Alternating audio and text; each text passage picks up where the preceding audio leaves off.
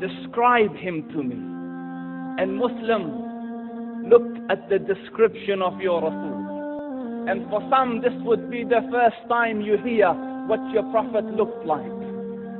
I saw a man of striking appearance. ظاهر الوضاء أبلج الوجه, radiant face, حسن الخلق, beautifully created. لم تعبه السجلة, his belly wasn't protruding. ولم تزر به السعلة, nor was his head disproportionate and small. وسيم قسيم, proportionate and delicate, finely made, a specimen of a creation. في عينيه دعج, in his eyes there was a contrast. The dark was immensely dark, the white was excessively white. وفي أشفاره وطف, and his eyelashes were long. وفي صوته صهل, and in his voice was a natural echo. وفي عنقه سطع, and his neck was elegantly long. وفي لحيته كثافة, his beard was full and thick. أزج أقرن, his eyebrows were arched, but they were not joined. It was separated.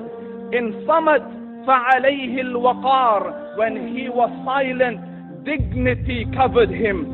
وإن تكلم سماه وعلاه البهاء, and when he spoke, it was audible and clear, almost commanding and overtaking.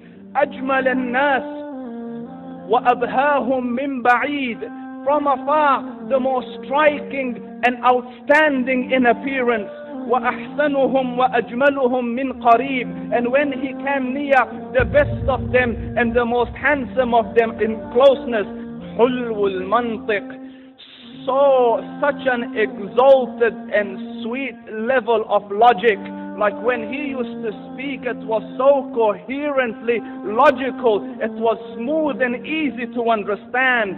فصل لا نزر ولا هزر, he was to the point, not excessive, nor too short. كأن منطقه خرزات نظم يتحدرن, his logic, his utterances, his words were like jewels coming out of a necklace, calculated, polished, one after the other. It would flow magically. ربعة, he was medium in height. Your eye didn't have to strain to look up at him, nor was it tedious to look down at him. He was a comfortable sight to look at.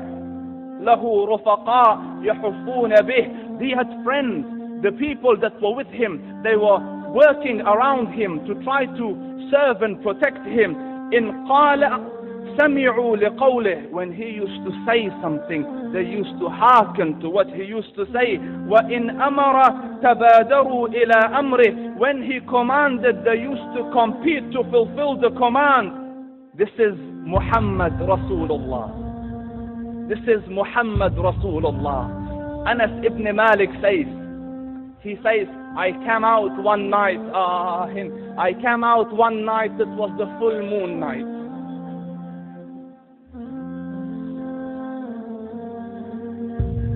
And I looked at the moon, and in the desert, understand, the moon is an awesome sight.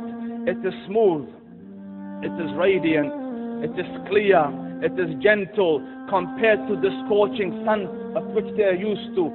So the moon was the epitome of beauty. So he says, I came out at a full moon night and I looked at the moon and I saw it, beautiful, handsome. So I said, let me go see if the moon is more handsome or my Prophet is more handsome. Let me see if that is more beautiful or the Prophet is more beautiful. So I went and I saw him standing afar. So I looked at his face and I looked at the moon and I looked at his face and I looked at the moon and I looked at his face and I looked at the moon, and he said, Wallahi, he was more handsome than the moon in its entirety. That is just the look of your Rasul. Aisha radiyallahu anha says, I was sewing with a needle. My needle dropped in the dark. I couldn't find it. I said, Ya Rasul, I can't find it. He moved his face close, and I swear, out of the radiance of his face, I found my needle. And the Prophet sallallahu alaihi wasallam was mind-bogglingly handsome, but his handsomeness was covered with waqar and jalal and hayba. The Sahaba say, when we used to sit at his feet, two feelings conflicting would come on the heart. The first one, you wanted to look at him. You wanted to behold the majesty of his face.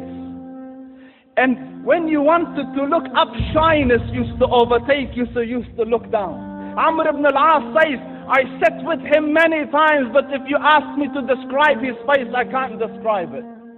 I wouldn't be able to look up to him ijlalan wa ta'zeeman. I couldn't look up at him. And that is why he didn't have the problems that Yusuf alayhi salam had. Because it was difficult to penetrate the awe and the splendor of the Rasul.